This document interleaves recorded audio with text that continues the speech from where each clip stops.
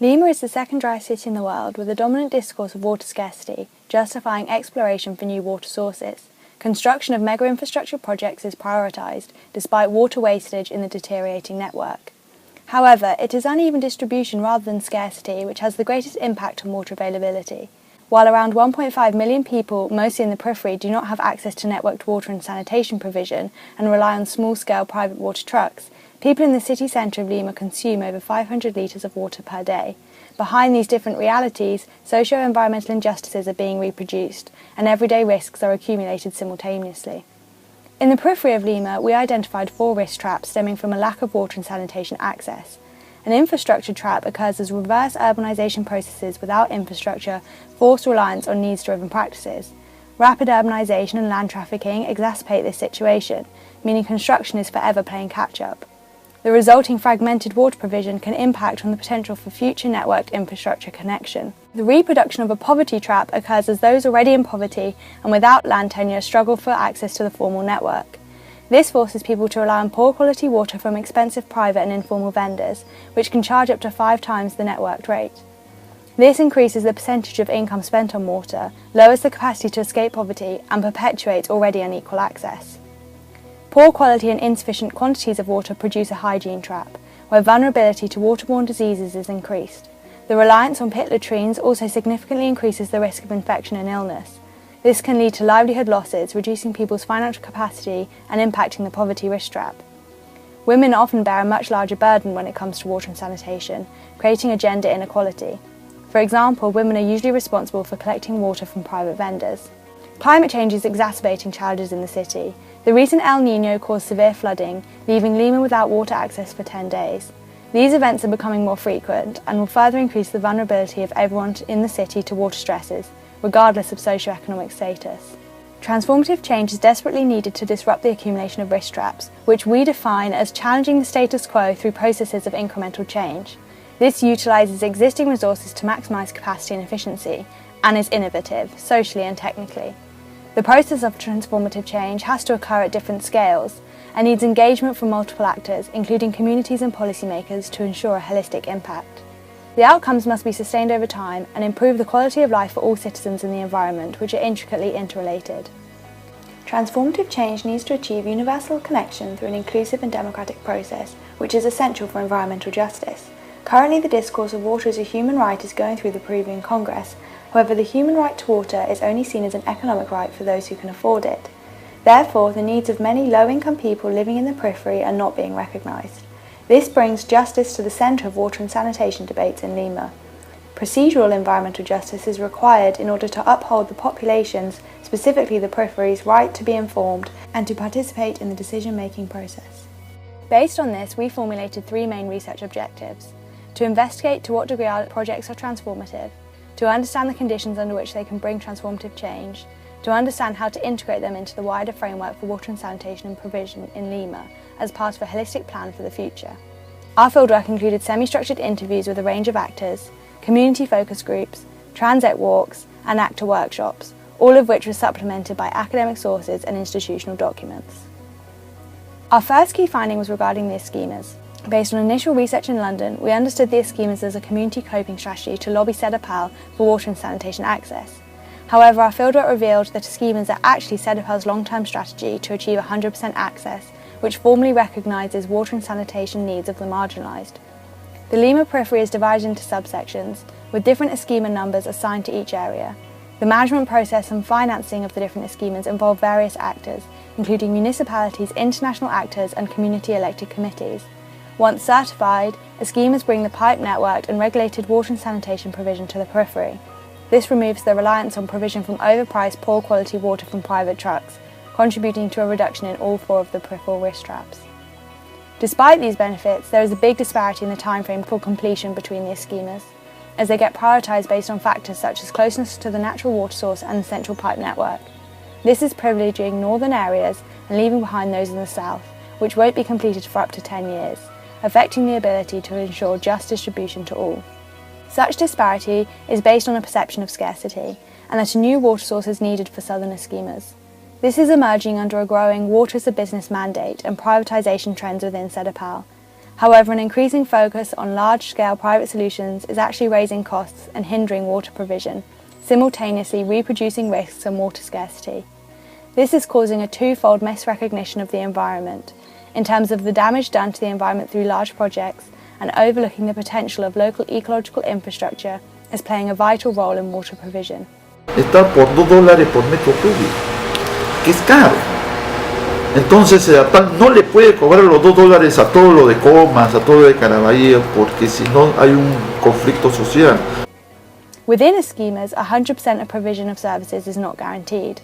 In Villa Lourdes Ecologico, around 80 new households won't get access to sewage due to their upslope location, and in Trosica, residents who moved in after 2014 won't be getting access to water through the forthcoming works. This demonstrates a lack of forward planning in schemas to account for urban expansion, and hence a temporal misrecognition of future residents moving into the periphery.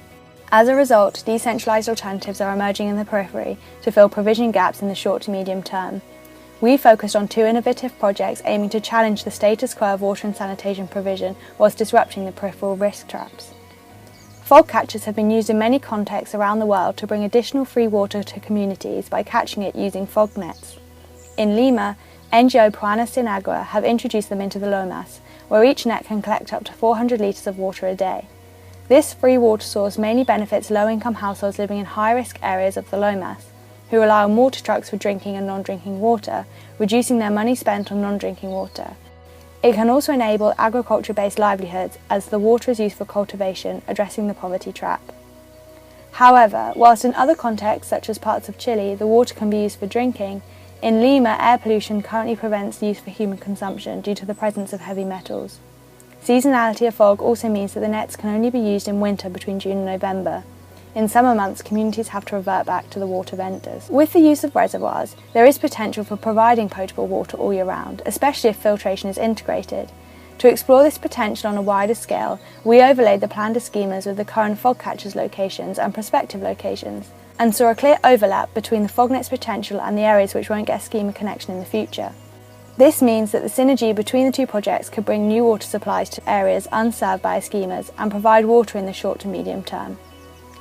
Fog catchers can also be used to re-establish and protect the Lomas through reforestation, thereby diminishing future risks of flooding and landslides, and maximising the ecological value of fog nets.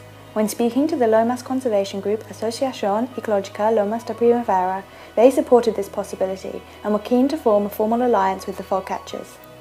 Regarding sanitation, social enterprise X-Runner have installed over 700 dry toilets in the San Juan de Miraflores district. Their mission is to provide non-water-based sanitation to people with land titles but no access to the network. Dry toilets are leased to families who pay a monthly fee for their weekly waste connection. Their approach focuses on fostering capacity and knowledge building within the community through regular engagement and hygiene education. Selling the feces compost for agriculture could also help communities to escape the poverty risk trap, but this requires regulation from the Ministry of Health.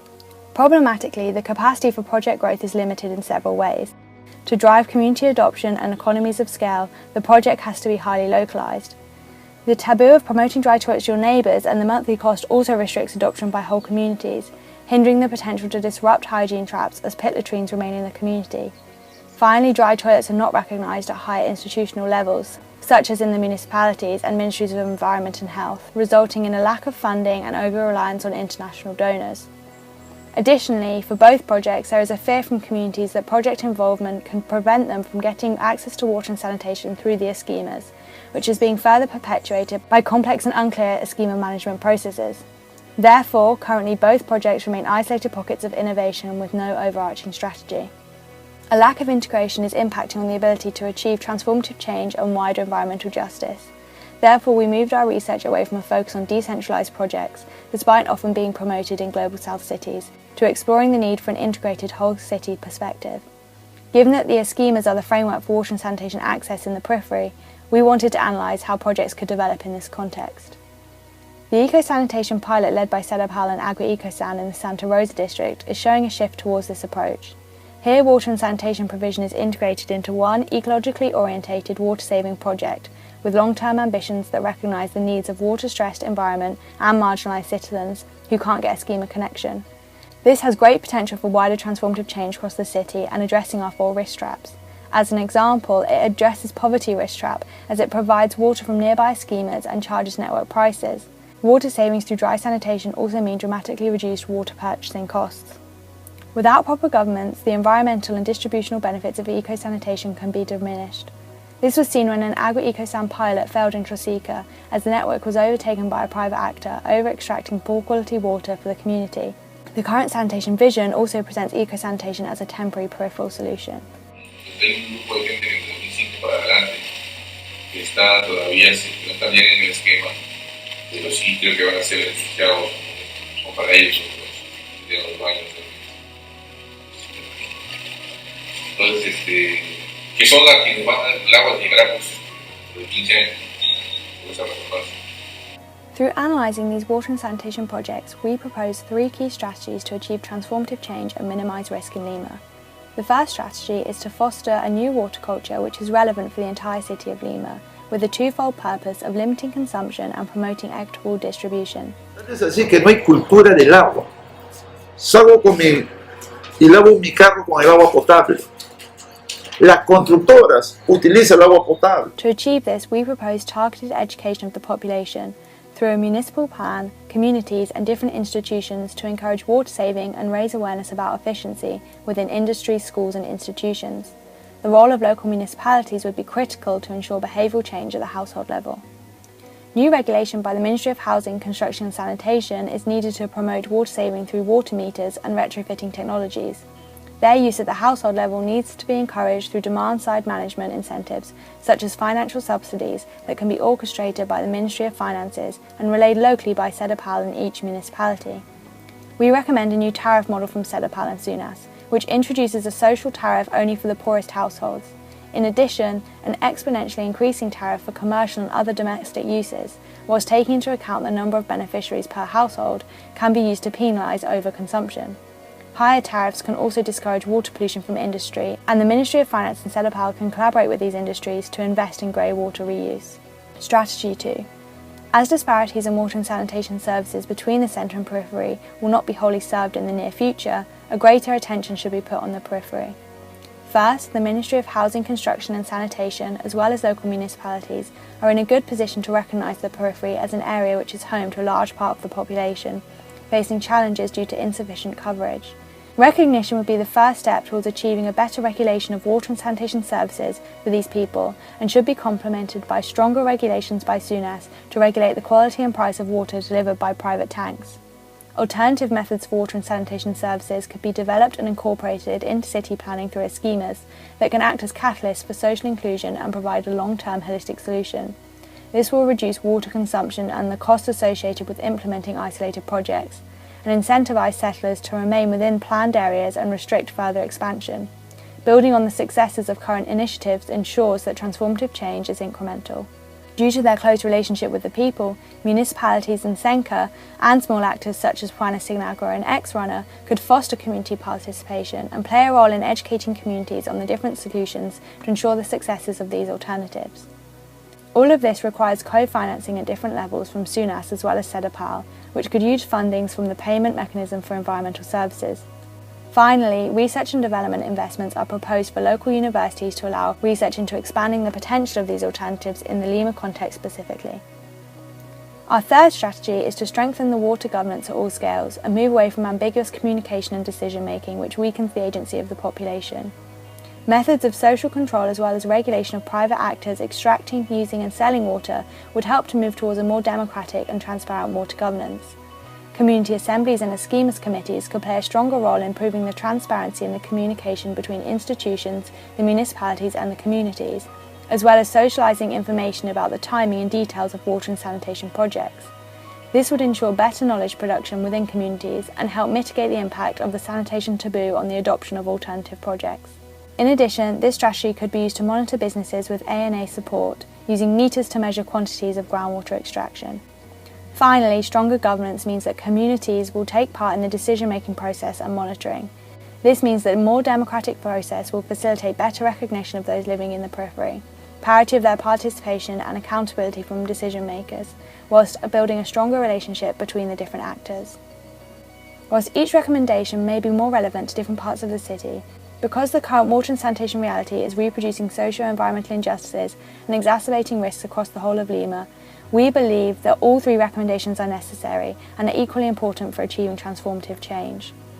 Unconventional approaches can be harnessed to reduce risks in the periphery if they are recognised and developed, but this must occur together with new democratic governance mechanisms and progressive policies backed at multiple scales that target the wider city and place safe and affordable water for all at their core.